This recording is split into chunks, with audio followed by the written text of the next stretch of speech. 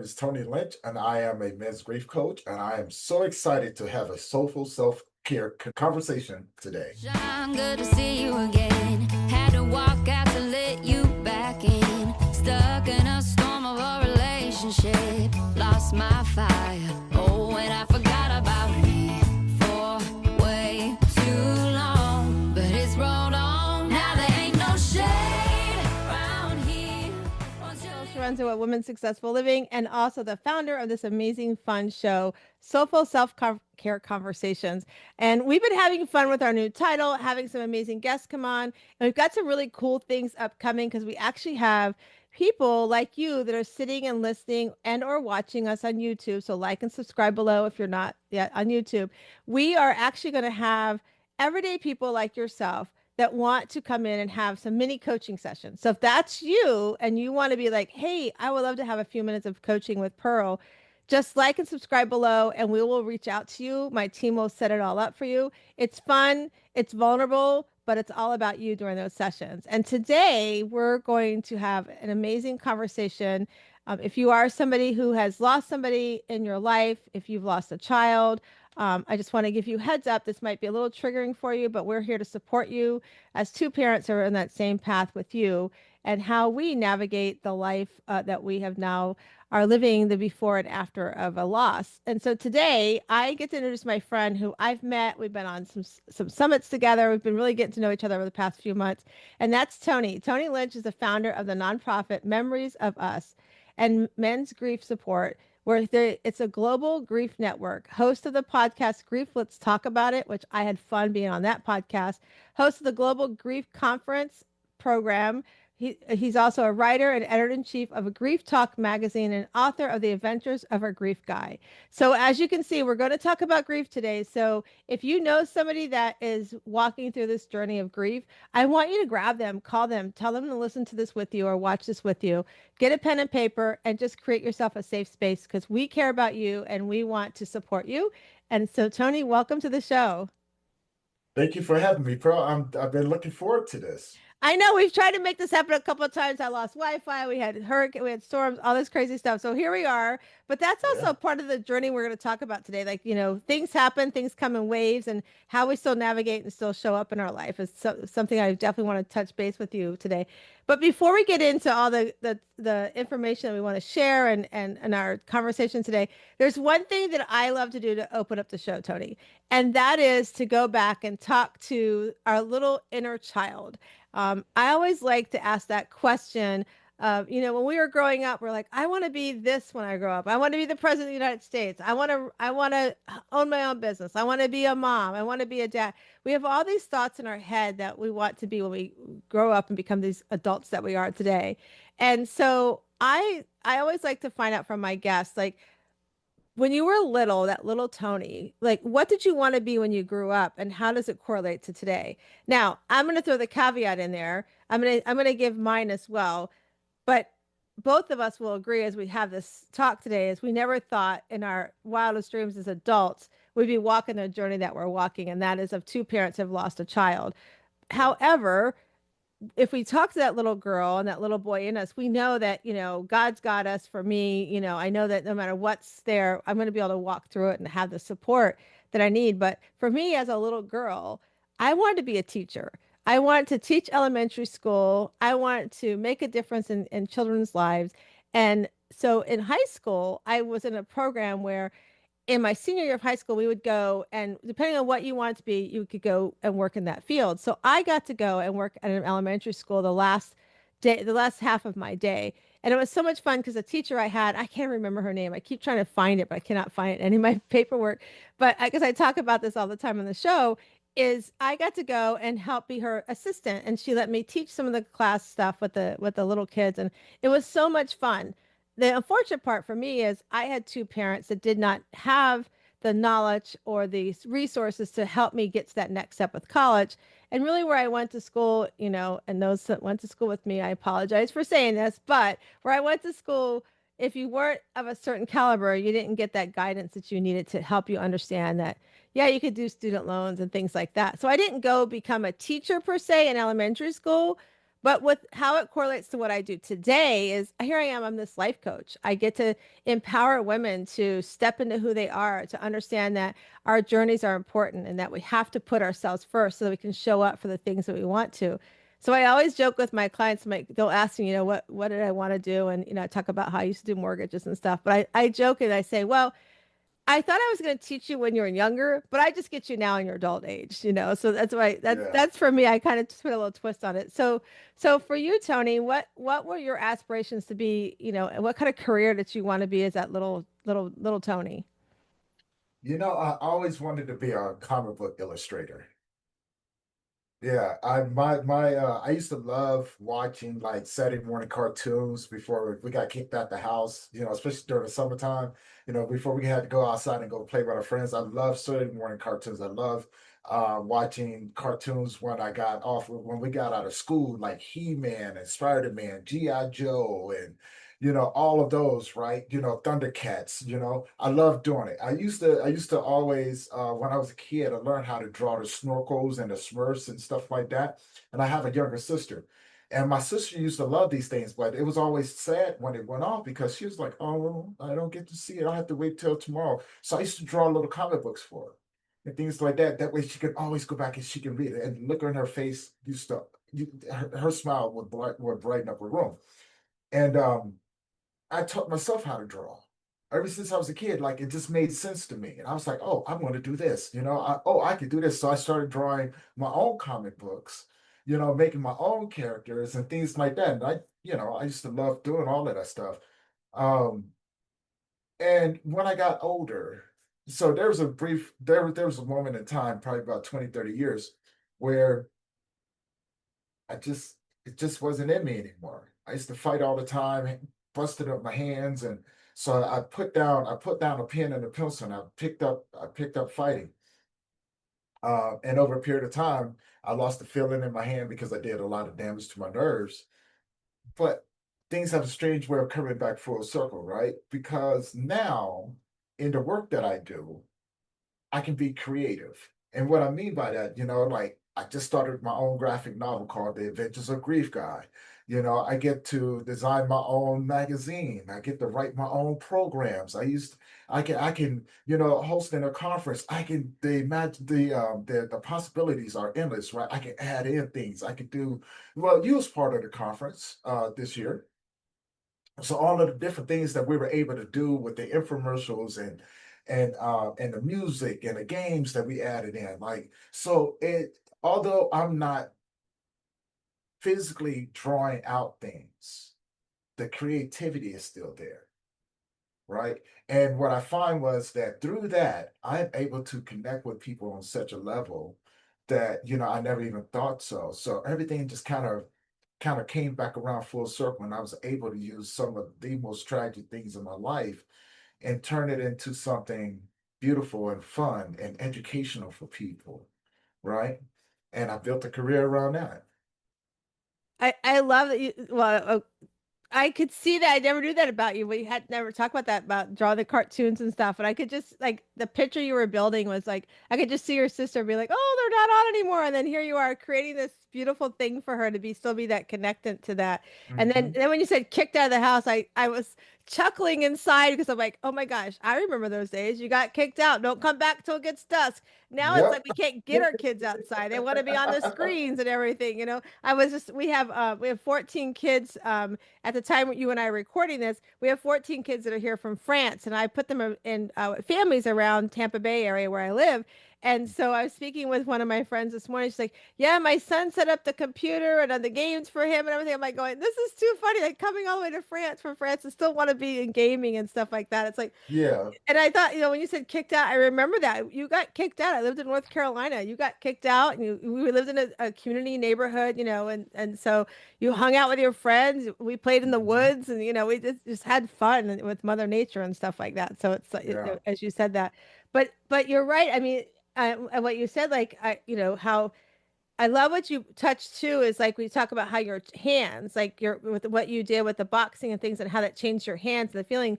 But Hmm. but again, like what this show is about is talking about how we can navigate something different for our self-care, for our what we want to do for ourselves. So you thought differently, like you used your mind. Like, how can I get creative using my mind? I might not be able to fully use my hands the way I want to, but I can use my mind to be creative in that way. And I think Mhm. that is so amazing because we forget our mind is powerful. And you and I were going to talk about that today too. But our mind is so powerful in what it tells us and how we let it navigate our life. We can go down that rabbit hole of like, oh, I can't fully do it with my hands, so therefore I'm not going to do nothing at all. But I mean, you're right. Right. Like you're doing these things in your work, you're doing magazines, you're, writing, you're doing these events, creativity, the character, all of that is so important for the listener, for you guys listening, to understand that just because one thing comes in your way and you think I can't do that. Can't is a four-letter word, I believe. It's probably spelled with more letters than that, but it's a four-letter word for me because it's like it switched the light bulb and say, how can I do it? Instead of saying I can't, turn that negative into that Mhm. positive. In what way can I use my creative juices? In what way can I be a teacher in the world? And I think Right. that's, for both of you and I, we've watched it for our before, and we're using even more for our after when we had these major life changes in our life. And, so we're gonna get right into it. You and I both have lost a child, Yeah. and it's a club that I wouldn't want my worst enemy to be in with me, because it's not a club that you ever imagine. And, when you and I are recording this, it's right after what, not even a week after the devastation in Texas, where they lost all those children at the camp and everything. And my heart just poured out for those parents and, the siblings, and to watch some of them on the news, and to see how, it's so heartbreaking. And it's that thing that like we said, we were little, we never thought that I'm going to have to, you know, live this life of without a child that I bring into this world. And so that's how you and I met, is through your grief and what you were posting. And you've been an inspiration, I know, for me, because of things that you do. It just reaffirms what I tell myself. Because when you and I talked and I was on your show, I shared how, Matt was born of our heart. He was adopted. We adopted when he was a month old. We have our other son, Nate, who came through, infertility treatment. So we struggled for 10 years to have a family. So to get this family, and then all of a sudden God takes one of them away, it's like, whoa, this is not what I wanted in my life. But Yeah. to be able to go back, and like 2 days before Matt passed for me, I remember he was here in the garage, and him and Chuck, my husband, were working on something for the business. And he was like, Mom, throw me a bottle of water. And I remember throwing the water. Now, every time I touch a water, this memory comes back. And he's like, wow, you could finally throw something, but not on top of also figure out who the heck you are.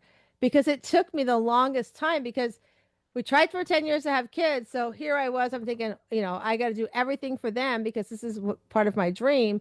And I didn't realize until he became a senior in high school how much of a people pleaser I had become. I, like wearing all the titles, doing everything for everybody else. And about his beginning of his senior year of high school, as he was rising into high school, senior year, I remember I took this course because I was leading more into my journey of becoming a life coach. I was mostly health coaching, but because my clients would come to me and they're like, you get such great thought about my mind and why I'm choosing the things I'm choosing to put in my mouth. I need you to talk to my friend. They don't need to lose weight, but they need to fix their life. And I started doing these free teas with everybody. And then, so I led down this world of like, okay, this life coaching door is sort of in my face. I need to open the door and go and see what it leads me. And so in doing so, I took a course, Identity and Destiny, and I had to figure out during that 6 weeks, we had to come up with our I am statement. And I realized I was such a people pleaser that it was not allowing me to show up for me.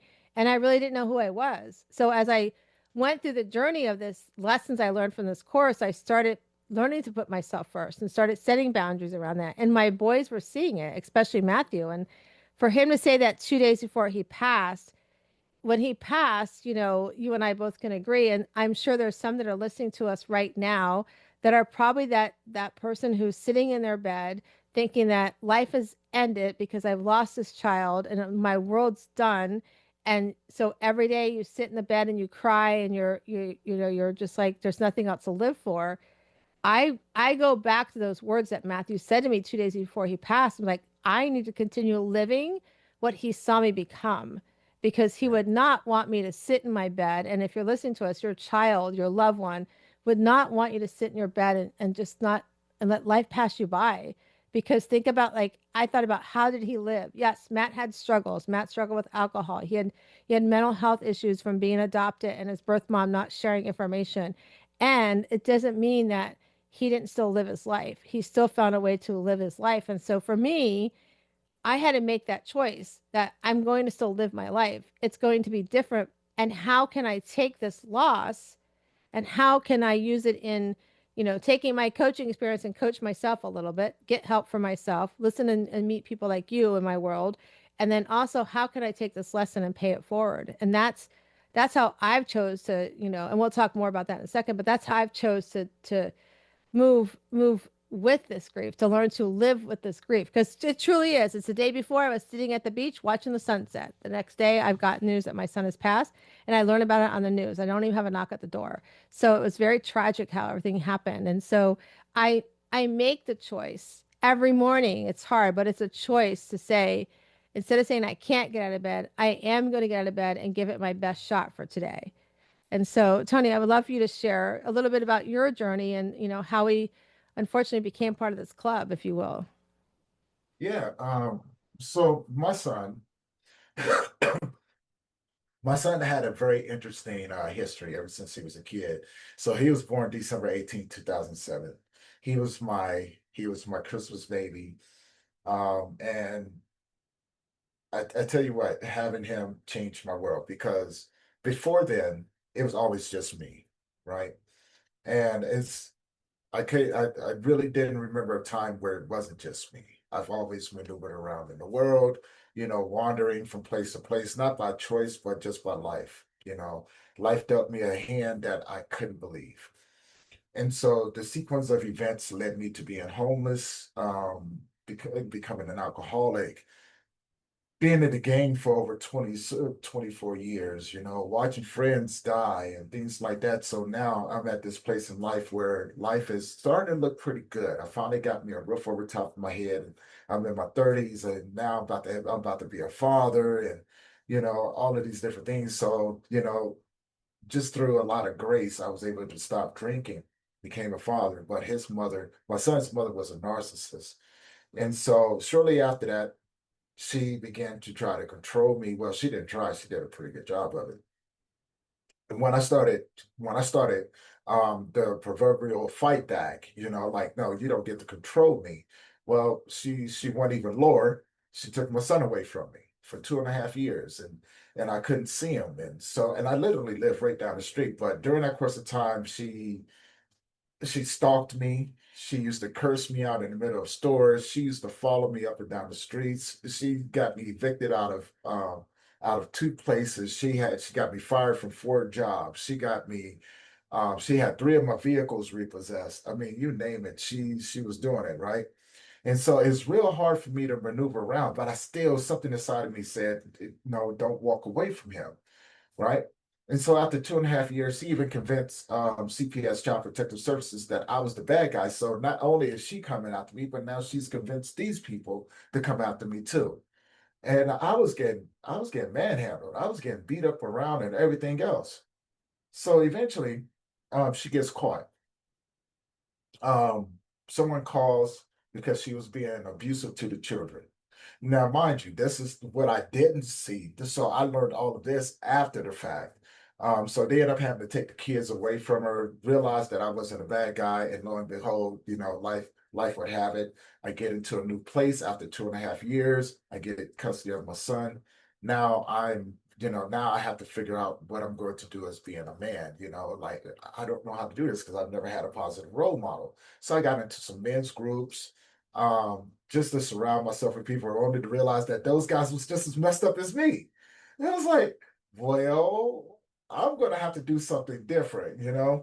And so I went back to basics. I went back to, I'm not a very religious individual, but I do believe in God. And so I went back to that. And I said, look, I don't know how to be a man. I really don't have any good role models. So maybe you can teach me, right? And I began to change my whole life. And then I said, I still have a problem. I don't know how to be a father. Now, mind you, all of this damage has been done to my son, but here I am with him. And I'm trying my best, right? Well, at least I thought I was trying my best. My son was the one who turned everything around. and begin to help me see life through his eyes, to be his father. And I embraced it, and it was the best thing ever. And so for the next for the next 4 or 5 years, it was always just me and him. Always school, after school, play dates, you name it. It was always just me and him. Every weekend we'd go out and do father son day. Like usually Saturdays, go to the movie, go to his favorite place, Chuck E. Cheese. That way he could play with his friends. And then Sunday morning, after church, we go see his friends, and he had play dates with them, and it was just this beautiful thing. I love watching that kid grow up. Right, taught me so much, and I had a blast. October 31st of 2015, he suffered a major overdose because his pharmacist mixed his medication wrong. And so, talking about the mistreatment from the doctors, et cetera, right? Like no one wants to watch their kid go through something like that, ever, right? But then to get mistreated by the hospital, people that's supposed to be helping you, is a totally different ball game, because it's like, what do? Right? And through a lot of grace, my son pulled out of that. 9 months later, my son passed away from unknown causes at the age of 8 years old. And so having to watch my son pass away, it was like, wow, man, like I was so angry with the world. I was like, I didn't do anything. I can see if I was game banging the things that I used to do, and like I deserve the karma that comes back with that. But this time, I'm like, I didn't do anything. And at that, then it was a sequence of events, because during that course of time, I lost my dad and my younger brother. And then 2 years after watching my son pass away, I watched my mother pass away. And so that's how I ended up here, because shortly after that, you talk about the grieving process, especially when you don't understand it and you used to fighting, right? You used to being a survivor. I went back into survival mode. I said, I'm not going to get whooped by this. Well, Pearl, this thing whooped me. It whooped me pretty good too, because I ended up losing everything. I had a personal training company at the time. I lost that due to some really bad mistakes. I ended up leaving Colorado. I went to South Dakota, only to have to come back 3 months later because the girl that I was with turned out to be a racist. So I was like, I got to go back to Colorado. Came back, bounced around on people's couches for a bit. And then finally I just got tired of that, because life was not, it was not letting up on me. Everything I did, and I was even working, and people couldn't understand it. I just couldn't seem to get it right. I just everything, anything and everything that could happen did happen. And eventually I just got tired. I was like, I got nothing else to lose. I'm already homeless, right? I don't have anything. Like, it's not like I have any family. I got my little sister. I hadn't talked to my little sister in probably about 10 years or so. So I figured to myself, I think the world would be better off without me. So I began to plan out my suicide. And the night that I went to go take to do is how I ended up here. Somehow, some way, this conversation came about, and I began to pay attention to it. I began to ask questions, and I became curious about what was going on with me. And I realized that it was this thing called grief. And I was going, and I went, I got nothing else to lose. I'm curious about this. Let me go over here and check this out, you know? And it took me down this path that was just this beautiful thing.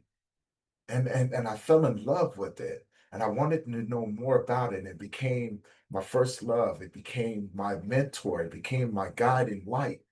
It became my strength, and it gave me purpose. And all the doors started opening up. There were some doors that closed, and then a lot more doors opened up. And you go through the whole transitional thing.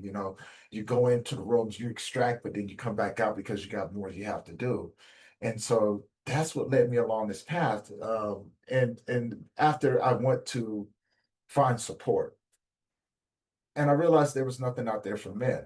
So me being the person that I am, I went, I wonder if I can provoke, provide a space for men like myself to be able to come and be supported. And, but, and most importantly, I wanted to learn from these people. That's the reason why I did it in the first place. It wasn't to do anything big or anything like that. I just wanted to have a space where I can be around other men, just so I can learn how did you navigate this? Because I know I'm not the only one.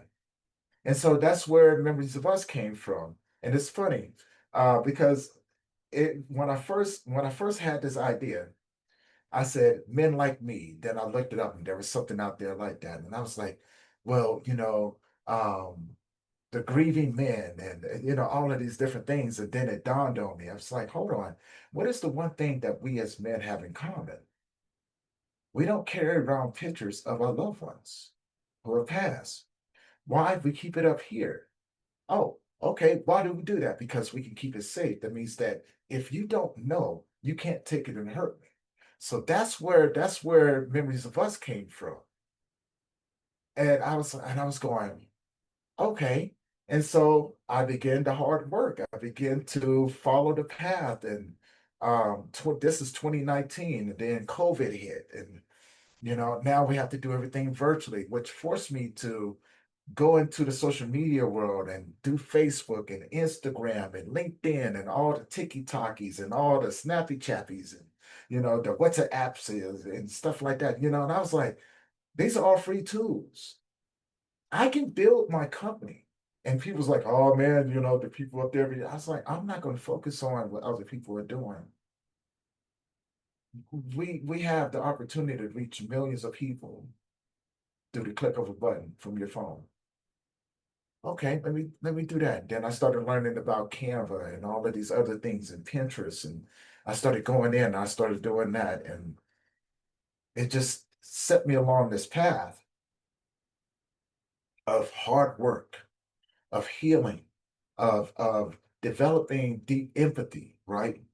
Of addressing my own issues, you know not just health issues, but I'm talking about the mental issues, the emotional issues that came along with it, um the the dealing with the suicidal ideation, and breaking past the fear of being homeless, because I was already homeless anyway, so it wasn't like I could lose anything, you know and so I devised a plan. I said, you know what? I'm going to work nights so I can do this during the daytime. That way, I'm not scrambling to try to find a place to sleep at night. I can just work and I can do this. And like I said, COVID happened, so everything's shut down. And lo and behold, some people was like, "Hey, Tony, would you still looking for office space?" And that's where the plan began to play itself out. I was like, yeah. So I go get this office space during COVID, and I meet some other people, and I tell them, y'all come over. I got conference space. You don't have to do anything. I'll take care of everything for you. Help them build up their nonprofits, and we began to do in-person support groups during COVID. So we had mental health, we had suicide prevention, we had recovery, we had a lot of, I was bringing in some people, and it was this beautiful thing. And talking about doors opening and closing, you know, during that course of time, those people that I helped stabbed me in the back, talked bad about me, drug me through the mud. I didn't get mad. I was like, okay, cool. It is what it is. But then I got kicked out of my office space and had to do full virtual. And during that course of time, I said, you know what? If I'm going to go full virtual, I wonder what else I can do. So I started my very first podcast, Memories of Us, because I always wanted to have conversations with people. I was always curious about how did other people deal with um, deal with their grief, deal with their loss. And I started that, and I started a production company, and still more doors slamming in my face, and I was just going, okay, I'm just going to do me. And I began to meet more people, really good people. And in 2022, I said, you know what? I'm going to start a conference. I talked to my guys. I said, look, I think I want to do a conference. I think I know enough people around the world right now where I think we can pull this off. And so that's where the idea of the Global Grief Conference came in. And it became, I said, I don't know why, but I want to do a 72-hour event, live stream event. I want to invite all of these people to come in with a simple concept. I want you to come in and do what you do. I don't need you to come in and educate people on what other people do. I want you to educate people on what you do. And I thought to myself, like, this is a great way to get people out there, right? And because it was never about me. And I wanted to invite podcasters and educators, and I wanted people to have fun. So we did it. So our first one kicked off in April of 2022. We did our second one again in April 2024, or 2023. We skipped 2024. I had to take care of some stuff. And then in 2025, we did our third annual one, which led me into becoming an author, right? And I didn't think about that. I was like, wow, I just became an international bestseller. And then I got another book out, and then I met some more people. We did more stuff. And then from there, I went, you know what? I think I want to start a magazine, right? So I started a magazine, Grief Talk Magazine, and I started writing programs for people because I felt that the programs that they had out there were so outdated that, it just wasn't serving a purpose. And I went, if you can use this, please use it. And I've managed to travel the world and do guest speaking and help other people start their organizations. And I didn't know how, but I did, right? Yeah. And it was this beautiful thing. So, oh, my hold on one second. My Alexa. So one of the things you talked about that is important, I think, for the listeners to understand is men with grief, Mhm. because we as women, um, we for whatever reason we show our emotions on our sleeves. That's just what it Mhm. is. I have a funny story about that, but I'll share that another time. But men don't. And I remember when Matt passed, him and Chuck own this business together, and they installed signs for the realtors. And I remember that Chuck came home one day because Matt would always do the installs, and then I Chuck Chuck would do the business stuff at home, and then he had to go out and do all the installs. And I remember he came home one day, and I was like, "So how you doing?" He was like, "Life." And I was like, "Life," and I had to think like life. And then I looked at him, I go, "Oh, you're missing Matt." And he's like, "Yeah," and I was like, at that point, I was like, "Okay, I have to like tune into that love language that he's now his new love language that he's now when he's grieving, to understand what that is." And Matt, when we're recording this, Matt just had his birthday on this past Monday, would have been his 28th birthday. And so we always get together with his friends always on that day to celebrate him. We get together by his graveside. They tell funny stories. And I have to tell you, Tony, every year there's a new funny story I didn't know about. I think it's hilarious. I learned something new about my son. Like I knew he had a snake in my house, but I did not know it was a python. I learned that this past Monday. So he knew how much I didn't like snakes, right? But but it was hilarious. But when you talk about men and grief, because one of the things what I heard you say, I always write down while I have my guest on it. One of the things I wrote down, a couple of things, is like your grief actually taught you how to love yourself again in some ways as well, right? Like your Mm. grief, for me, it taught you how to like save your life again. As something as heavy, especially like you lost your son and all these other losses right behind it. For me, what I heard you also say was like grief saved your life in another way that you could never imagine. And for me too, like I feel that's a little bit as well. I feel like had I not been doing the work that I was already doing on myself about overcoming people pleasing that led me to becoming the coach that I am today, I could quite possibly be that person that is just sitting around letting life pass by me. And so I had to find the purpose. And so what you did is, like you said, I mean, thank God he intervened and said, "No, Tony, you're not going to go do what you think you're going to do. You're going to come over here. You're going to find this community. You're going to find a community of people that you need and they need you, and you're going to create this thing that men need because it's missing." And men, they don't, like you said, they put it all in their head because they don't feel like, some men think it's lesser of them to show their emotions. They don't show because it's also how we were grow up.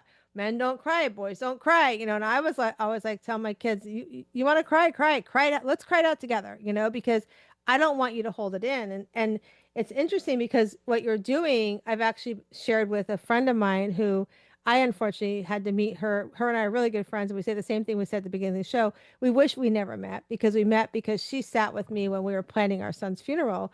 But she has this grief group, and it's for parents, but the only parent that shows up are women, because for whatever reason men are not comfortable. And I've shared with your organization. I'm like, we need to start sharing this out to the men, the wives that are coming, so that at least they feel like they have another outlet. And maybe being with women just doesn't suit them. They need something different, and I think for me, that's one of the things I want the listener to take away is there's no book. There literally is no book that says this is how you grieve.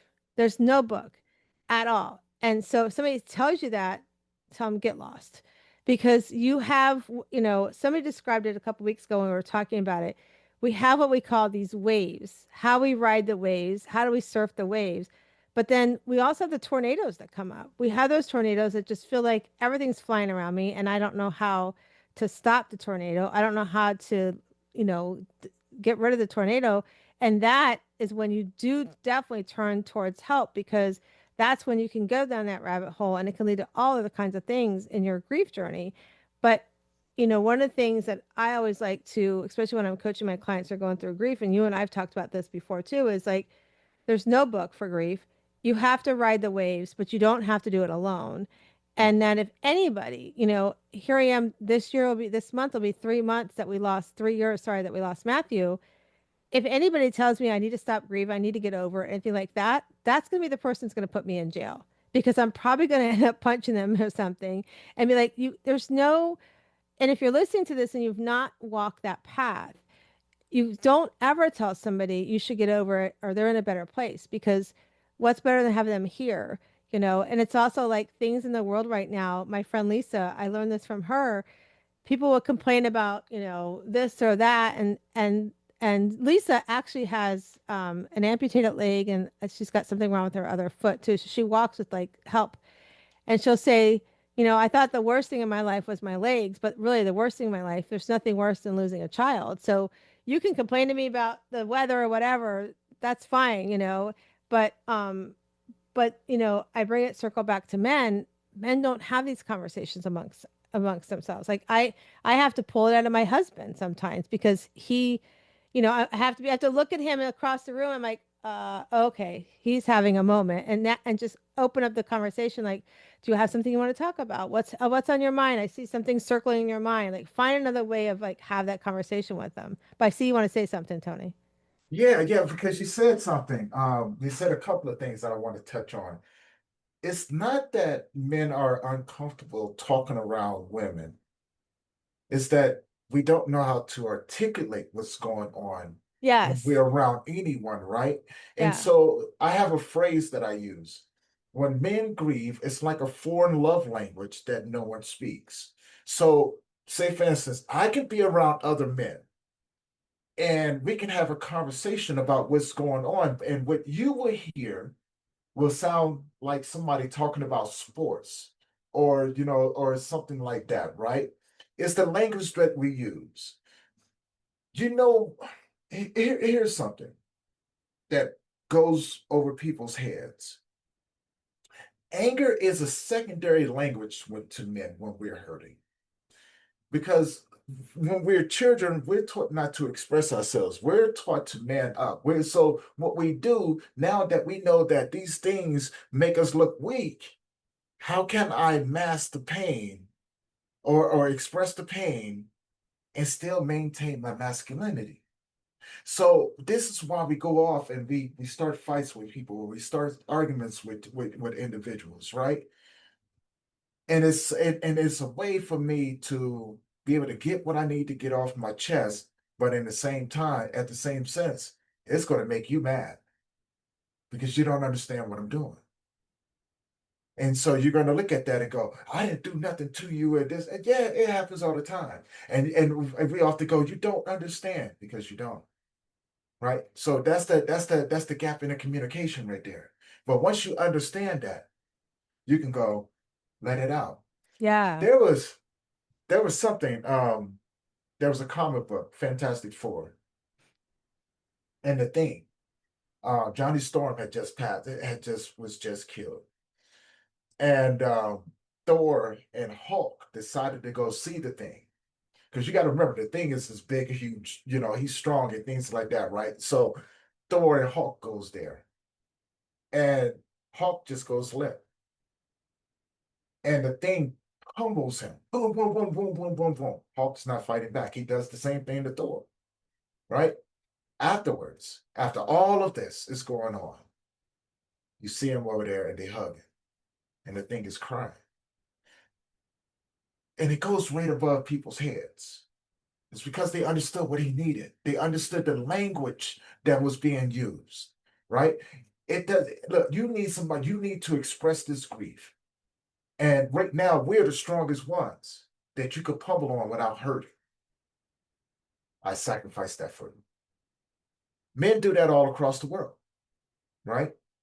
And so if we can educate each other on what that language looks like, how to hold space with the men in your life, the do's and don'ts, not to rush things, and all of those wonderful things, avenues that come along with that, it will help people, men and women alike, begin to come together in the deepest connection that you can ever have. We can begin the healing process. We can begin to be more supportive of each other in our own individual spaces. Yeah. And not take things personally when things are being said. Yes, I agree. So the education has to be there. Yeah, And so, yeah, I totally agree with you because that's one of the things like over the last 3 years we've learned is like, okay, this is how we feel. Like, we've learned that about each other. So we've been able to navigate, because I asked Chuck, like, do you want to come with me? Because I really I don't need that. I just need you to be open so you and I can speak and, and be there. So we've created this, it's a whole different language now, around grief and understanding when it happens and all of that. And so I think I love that we're talking about this. You and I could go on for hours about this subject because I know.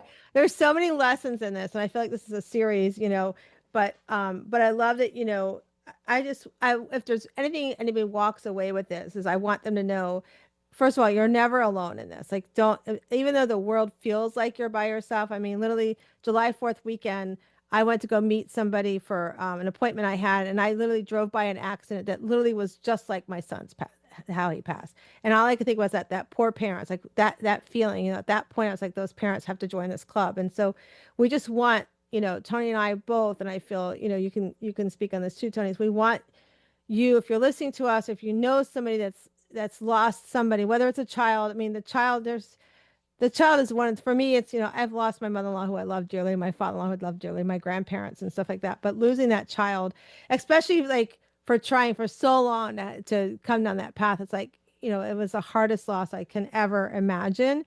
And I don't ever want to imagine a loss like that again.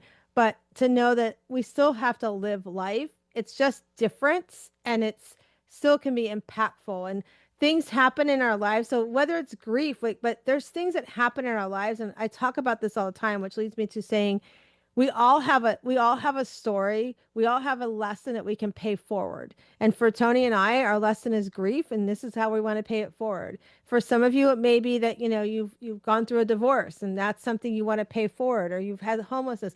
Don't ever keep your story to yourself because Tony and I met each other because of this journey. And I've learned so much in following and being part of Tony's world that I knew that this is part of what I'm supposed to be doing. This is a continuation of where I have to grow and continue and also still live. I mean, next month, Chuck and I are taking a vacation in August. Like when this is out, I will actually be in Greece, Tony, when this gets released on a cruise ship, and we will be on an 11-day cruise. We've not done anything like that since we had our kids.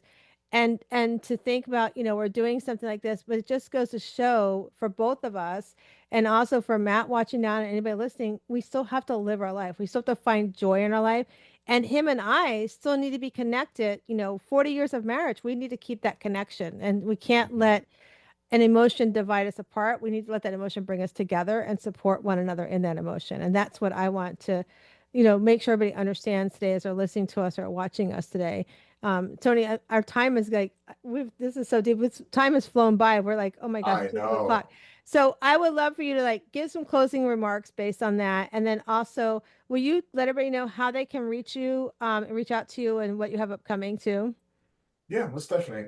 Well, you can reach me on Facebook as Tony Lynch, or if you're a man, I have a group in there, the members of us, men's grief support group. If you're a practitioner, you're looking for a place to connect with other practitioners, the Global Grief Network, also on Facebook. You can find me on IG, Men's Grief Support. You can find me on LinkedIn as Tony Lynch. Let's see. We're getting prepared for next year's conference. You can check out my podcast on YouTube, Grief Let's Talk About a Podcast. You can you can go to the website, www.mensgriefsupport.org. You can check out the magazines and stuff. I'll be putting the links up there. You can check out the Adventures of Grief Guy, which is going to be a nice little series for people to come and be able to follow the adventures of this guy. Um, let's see. Oh yeah, I do guest speaking, so I have some guest speaking coming up and things like that, which I'll have the dates and the places that I'll be going. You come there, check me out, and yeah, if I can tell people something out there today, I would give something so simple, but yet most people struggle to do. When you're going through your process of loss and grief, learn to have some grace with yourself because there's going to be things that you don't know.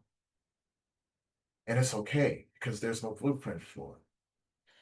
But also surround yourself with people who will speak life and love over top of you. And people who have the strength to walk with you, right? Because not everybody's going to be suitable to walk with you. So, and that's going to be part of it. And it's not personal. It's not personal, but surround yourself with good people. And don't be afraid to ask for help. That's so powerful. It's yeah, surround yourself with good people and don't be afraid to ask for help. Those are great way to for us to segue and to close this session. And that's for anything in your life, surround yourself with good people. Never be afraid to ask for help in anything you have going on in your life. And we hope you it's a heavy subject, but we hope you got some grace out of it. We hope you got some guidance to know that you're not alone, that grief is not a journey to walk by yourself. It's definitely something that is people are out there like Tony and myself. We'll put everything in the show notes that Tony shared about his conferences, his books, and especially for the men that are listening. And if you know somebody that's a man that is walking this grief, play this episode for them. Share this episode out to them. We would love for them to meet Tony and learn more about what he does because there's a space for men to grieve, and we want to make that part of our mission here at Women Successful Living and at our Soulful Self-Care Conversation show. So with that said, I did forewarn Tony that we have these amazing cards. So I'm going to shuffle the cards, Tony. You're going to tell me when to stop, and we're going to answer the card. Here we go. Stop. All right. So your card says, "How am I?" Oh, this is such a good one for you. How am I expanding my influence? Think we talked a lot about that today, but how are you expanding your influence? Um, Podcasting. I meet some amazing people along the way, and I make those connections, and it opens up the doors for collaborations. It opens up the door for deeper networking. Um, so yeah, podcasting, that's how I'm expanding everything, social media. And you're all over social media. I think it's so much fun. I think we both ended up on a summit. Neither one of us knew we were going to be on together. And I think we were bookends too. I think I went like right after you. It was like, oh my gosh, we're Yeah, right after each other. That was a fun summit. So I just want to thank you, Tony, for coming on and for sharing your journey and being an inspiration for me and also for all those that are listening.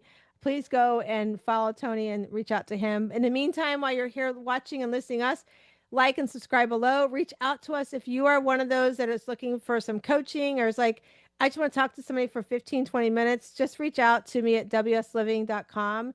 Again, it's easy, wsliving.com, as some people will call it. But anyways, I would love to chat with you and help you understand that you deserve what you want in your life and go after your goals. And with that said, I want to leave you with this. You are an oyster. You come into this world. You've got this shell that you have to open up inside and really find out inside. And when you do, you're going to find your inner Shiro. or your inner pearl to grace. So have an amazing day. And thank you again for being part of our show. Thank you so much for listening to this very heavy episode we just did with Tony Lynch. But I just want to remind you that, as we said in the episode, grief is not something you have to do on your own. You have support. You have us here at Women Successful Living and here on the show at our Soulful Self-Care Conversations. But I think what I really got from Tony is that there's different things in our life that can help heal us and define us. And there are different stages that we go in our life. And I know it sounded probably odd to hear me say that grief saved him or grief helped him navigate this journey of where he was going in his life. But Tony's an example of taking something that is so heavy that happens to us and turning it into a purpose, living with purpose and on purpose. So I hope that you were able to get some of that out of the show today and the episode, and I hope that you share it. But in the meantime, like and share with your friends and family. And again, thank you so much for listening. Why'd it take so long to